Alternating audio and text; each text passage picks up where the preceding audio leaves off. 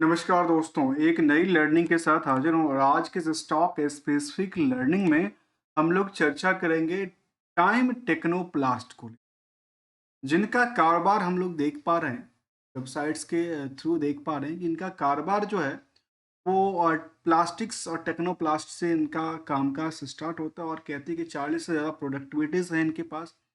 इसके अलावा देखा जाए उनकी मैन्युफैक्चरिंग यूनिट के इन्होंने ऐसे अपनी वीडियोज़ को शेयर किया करके रखा है जहाँ से जैसे कि उनका कारोबार होता है जो लॉजिस्टिक्स को लेकर देखा जाए।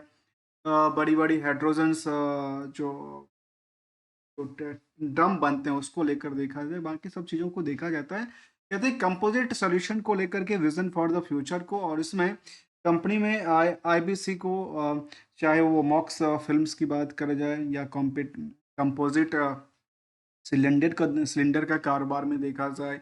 इसके अलावा इंडस्ट्रियल्स पैकेजिंग्स वाले जो ड्रम और डब्बे बनते हैं उसको देखा जाए।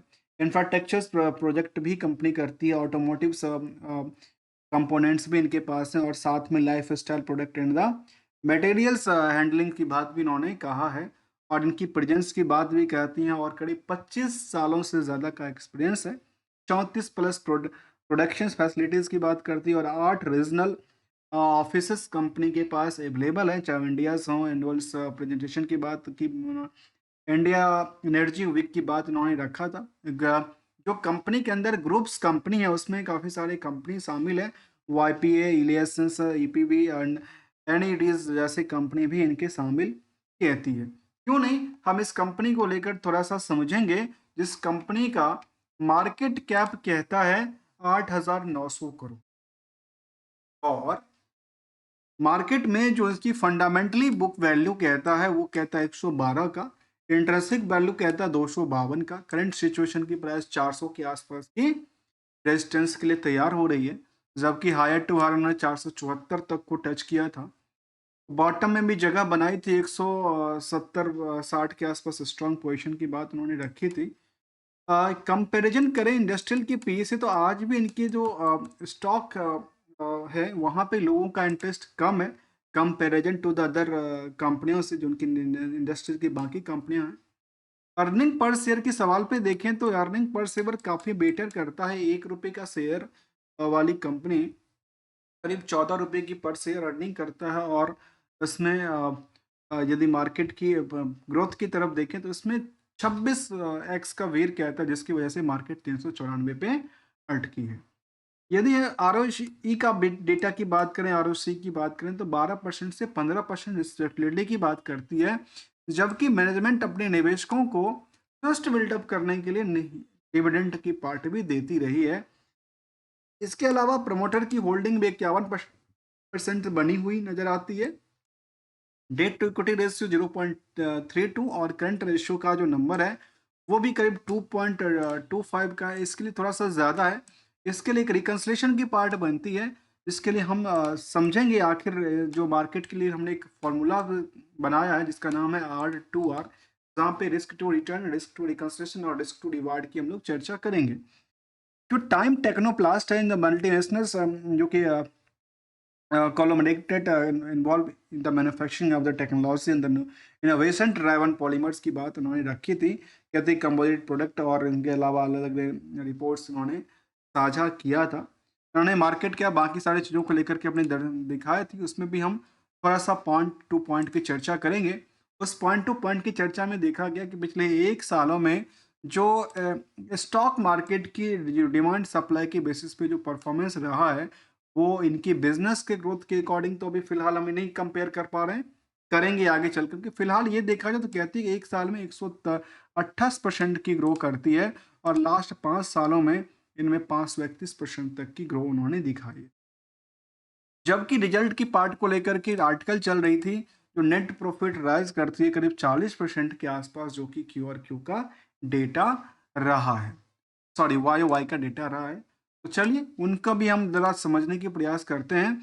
जहाँ कंपनी का खुद की कारोबार की बात किया जाए वो भी है 715 करोड़ की टर्नओवर करती है और होल्ली ऑन इनकी सब्सिडरी के डेटा को मिक्स कर दिया जाए तो टोटल 1230 करोड़ की टर्नओवर क्रिएट करती है, जिसमें कि कंपैरिजन टू यदि जून टू जून के डेटा की बात करती है यहाँ पे, हमने यहाँ पे भी डेटा शायद अपडेटेड नहीं है, इसलिए हम यहाँ पे चलते हैं, इसके पीपीटी की तरफ चलते हैं।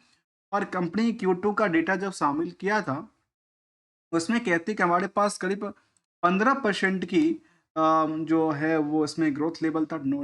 टोटल इनकम के अंदर, EBITDA के अंदर कहती है कि हमारे पास 18% की ग्रो लेवल थी, और प्रॉफिट आफ्टर टैक्स में 40% की इन्होंने उछाल क्रिएट करती हुई नजर आती है।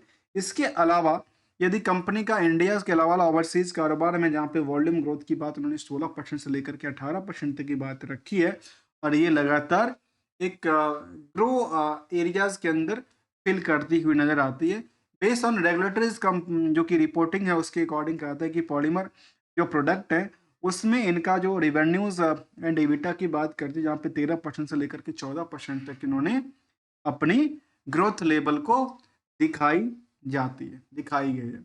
इसके अलावा यदि फाइनेंशियल स्नैपशॉट की बात करें, तो कंपनी ने ये भी दर्ज किया है, इनके 14% के आसपास की ग्रो करती है टोटल इनकम के अंदर, ऐसे EBITDA के अंदर भी करीब 18% के आसपास, और इसके अलावा प्रॉफिट आफ्टर टैक्स में 40% की वृद्धि दर्ज करती है, जिसमें इंडिया के अलावा ग्लोबल मार्केट से भी कारोबार निकल के आती है। और इसके अलावा सेगमेंट वाइज परफॉर्मेंस की जो उन्होंने अपडेट दिया, उसमें भी करीब 13% के आसपास की पॉलीमर प्रोडक्टिविटी को लेकर के, कंपोजिट प्रोडक्ट को लेकर कहती है करीब 18% के आसपास की, जिसमें ओवरऑल की बात किया जाए H1 के डेटा के बेसिस पे, यदि अब एबिटा की बात करें या फिर रेवेन्यू की बात करें, तो नियर अबाउट 14 से 15% की बात उन्होंने रखी थी। सेगमेंट पर परफॉर्मेंस की बात में कुछ और बात करें, स्टेब्लिश्ड प्रोडक्ट की बात किया जाए या फिर वैल्यू एडेड प्रोडक्ट को देखा जाए, तो सभी में इनका ग्रोथ लेवल कहते हैं कि हमारा लगातार हम ऊंचाइयों पे अपनी जगह को बनाने में कामयाबी हासिल की है। इसके अलावा कहते हैं कि टोटल रेवेन्यू सोर्स में कहते हैं कि बिजनेस मिक्स की बात किया जाए, जहाँ पे 24 में टोटल रेवेन्यू करीब 5,000 करोड़ से ज़्यादा हो जाती है। कहते हैं टेक्नोप्लास्ट इज ग्लैंस की बात उन्होंने रखी थी, जहाँ पे industrials packaging sales by user industries के अंदर देखा है, तो अलग अलग इंडस्ट्री को उन्होंने डिटेल कहा कहीं कि हमारे पास जो है वो करीब इसमें 25% स्टेब्लिश प्रोडक्ट से, 25% वैल्यू एडेड प्रोडक्ट से, as industrial packaging, infrastructures, techno life styles इनका कारोबार बनती है। और उन्होंने अपनी ग्रोथ लेवल के लेकर के 1992 से लेकर के 2020 तक की डेटा को रखा है। Leadings throughout innovation and technology की भी बात इन्होंने, फंडामेंटली की बात करती है, बैक्ड बाय स्ट्रॉन्ग फंडामेंटल की बात करती है, leading global industrials packaging company को लेकर कहती है, जहाँ पे कहती है कि हमारे पास R&D सभी हैं, और कहती है कि हमारे पास 15 साल का एक्सपीरियंस है। टाइम टेक्नोप्लास्ट कहती है कि हमारे पास मल्टीनेशनल कंपनीज के साथ one of the leadings manufacture हैं हम, जहाँ पे जिस सेक्टर में हमारा कारोबार है। इसके अलावा कहते हैं कि 900 इंस्टीट्यूशनल कस्टमर इनके पास हैं, जो कि बड़ी इंस्टीट्यूशंस वाली कंपनी है। इसके अलावा कहते हैं कि जो स्ट्रॉन्ग प्रेजेंस की बात इन्होंने एशिया और मीनाज रीजन में कहा है, और कहते हैं कि हमारे पास अलग डिफरेंट 10 लेवल में हमारा और बना हुआ है। इसके अलावा डाइवर्सिफाइड पोर्टफोलियो प्रोडक्टिविटीज़ की बात की, वैल्यू एडेड में हमारे पास हाई टेक्स प्रोडक्टिविटीज़ में ये सब कामकाज करती है। Manufacturing and projects in the 11 countries, 11 country में, और 20 मैन्युफैक्चरिंग लोकेशन इन इंडिया में इनका कारोबार है। और इन्होंने ऐसे अपनी क्लाइंट लिस्ट की जिक्र किया, तो उसमें कहती है कि हमारे पास क्रेडिला जैसे ब्रांड्स, इसके अलावा आदित्य बिरला, एसलेंट्स जैसे ब्रांड्स, इसके अलावा P&G, इंडियन ऑयल, मतलब बड़ी बड़ी ब्रांड, L&T जैसे ब्रांड भी शामिल यहाँ पे दिखती है। इसके अलावा कहती है कि हमारे पास जो सस्टेनेबल डेवलपमेंट को लेकर के इन्होंने अपनी जिक्र किया है, जहाँ पे इन्होंने एम्पावर्स से लेकर के अपने CSR और बाकी सारे कंट्रीब्यूशन को लेकर के दर्ज किया है। और इसके अलावा यदि कंसोलिडेटेड डेटा की बात किया जाए, तो वाई और की डेटा की बात करें, तो करीब करीब 15% तक की इनकी सेल्स में इन टोटल इनकम साइड में ग्रोथ लेवल बनाती है। प्रॉफिट आफ्टर भी टैक्स की बात किया जाए, तो शायद बेटर रिजल्ट की इन्होंने अपनी ग्रोथ लेवल बना के देती हुई नजर आती है। इसके अलावा वॉल्यूम और बाकी सारी चीज़ों को देखा जा सकता है। यदि हम उसके अलग पहलुओं की तरफ चले, जहाँ पे हम इसकी उन पहलुओं को देखते हैं जहाँ पे निवेशकों का इंटरेस्ट का क्या पार्ट था, तो कहती करीब 51% तो प्रमोटर थे, FI के पास भी करीब 6% से ज़्यादा की होल्डिंग थी। डीआई बेस्ड कंपनी में करीब 12% से ज़्यादा की होल्डिंग, जो कि 2% होल्डिंग को अपनी इंक्रीज करती हुई नज़र आती है। और कहाँ से इंक्रीज करती? आम पब्लिक वाले होल्डिंग को खरीद लिया। किसने खरीदा? यहाँ पे पोजीशन बनाई किसने? यदि इसका ज़िक्र करें तो शायद हम देख पाएँगे, तो यहाँ पे कंपनी में ज़िक्र करते हुए जो एचएसबीसी स्मॉल कैप है, उसने अपनी पोजीशन को यहाँ पे इंक्रीज किया था करीब 1.5% के आसपास की, 1% के आसपास की बात करूँ तो ऐसा दिखता है। इसके अलावा की बात करूँ तो आम पब्लिक में जो होल्डिंग्स हैं उसमें ख़ास करके कुछ बड़े निवेशकों के पास होगी। और इसके अलावा कहते हैं कि टोटल 1,10,000 शेयर होल्डर्स इस कंपनी में 30 सितंबर तक के डेटाबेस में निकल के आती है। और पियर्स का आंकड़ा कहती है कंपनी में जो सुप्रीम इंडस्ट्रीज हैं, एस्ट्रल्स हैं और फिनोलेक्स इंडस्ट्री जैसे कंपनी शामिल है।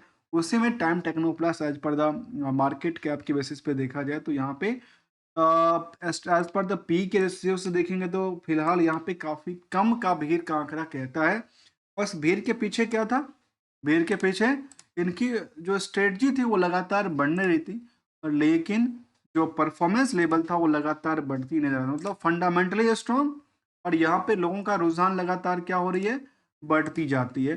जहाँ तक कंपनी में स्ट्रॉन्ग की बात और कुछ वीकनेस की बात किया जाए तो कुछ ऐसा बात निकल के नहीं आता जो इनको डैमेज करता हो, इनकी पोजीशन को डैमेज करती हो या फिर इनकी रेशियो रिस्क फैक्टर को दर्शाती हो। ऐसा कोई भी डेटा सामने नहीं दिखती है।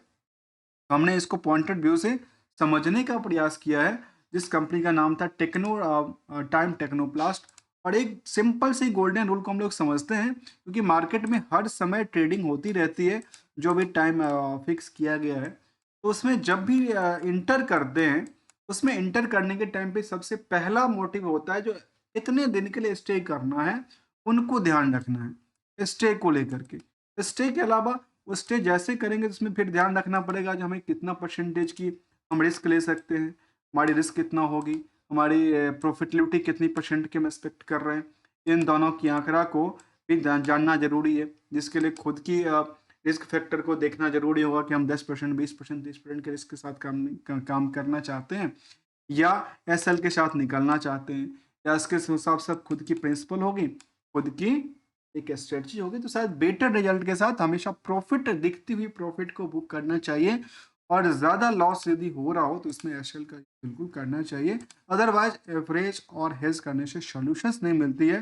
फिलहाल हमने ये देखा कि इनकी स्ट्रेटजी तो ठीक ठाक थी फंडामेंटली में, लेकिन यहाँ पे आकर थोड़ा सा सेंटिमेंट क्या कहता है, कई बार कुछ गिरावट का देखने को मिला है। और यदि इनको एवरेज देखा जाए, खास करके 200 एवरेज डे के अकॉर्डिंग देखें तो शायद उसमें कोई बड़ी नहीं है। 50 डे के एवरेज के हिसाब से मार्केट अभी ट्रेंड करती नज़र आ रही है। और इसके अकॉर्डिंग यदि हम यहाँ से लेकर के ट्रेंडिंग वेव को देखें, जहाँ पे लोअर टू लोअर की बात करें तो लोअर टू लोअर की ग्राफ भी करीब करीब 60% से 60 डिग्री से ज़्यादा की ग्राफ क्रिएट करती हुई नज़र आती है। और यही आंकड़ा से यदि चल रही है तो मार्केट एक अच्छी पहुँच में पहुँच सकती है। और जो इनकी एज पर द, यदि हम कंपैरिजन करें जो कि 474 के आसपास का आंकड़ा गया था, तो आने वाले समय में दोबारा ये 500 और उससे ऊपर निकलने के लिए तैयार हो जाएगा। 500 से लेकर के 520 तक आसानी से पहुंच सकती है। लेकिन एसएल का यूज बिल्कुल करना चाहिए। और हमारे साइड से किसी भी रिकमेंडेशन या एडवाइजरी बिल्कुल नहीं होता कि आप स्टॉक को खरीदो, बेचो या रखो। यदि हम निवेशकों को लेकर के कंपनी के मैनेजमेंट की तरफ से इशारा देखें तो वो क्या कहती है? उसके इशारे में देखने को मिलती है कि क्या कंपनी अपने निवेशकों के बारे में डिविडेंड की पार्ट हमेशा दिया है, चाहे 21 का बात हो, 20 का बात हो, 22 का बात हो, 23 का बात हो। कुछ ना कुछ इंटरेस्ट लगातार बनाने के लिए अपने निवेशकों को पैसे एज अ डिविडेंड के पार्ट में देती रही। जबकि सेल्स बढ़ा, स्टैंड अलोन डेटा में नेट प्रॉफिट बढ़ती है, ऑपरेटिंग प्रॉफिट मार्जिन इंक्रीज करती है, और नेट प्रॉफिट मार्जिन में भी इंक्रीज ही देखने को मिला है। आने वाले समय में काफ़ी बेटर रिजल्ट हो सकता है। जहाँ पे बीएससी इंडस्ट्रियल के सवाल है, उसके कंपैरिजन करके देखिए तो फिलहाल इसको बैंक एफडी से और बाकी सारी चीज़ों से देखने वाली बात है कि एक साल में 133% की उछाल देता है, लास्ट 5 सालों में 525% की ग्रो लेवल देती है, जितना कि एक अदर सेगमेंट में नहीं मिलता है फ्रॉम द एज पर द रिटर्न ऑन रिस्क के बेसिस। मिलेंगे कुछ नई स्टडी के साथ, तब तक के लिए enjoy and thank you so much for joining here दोस्तों।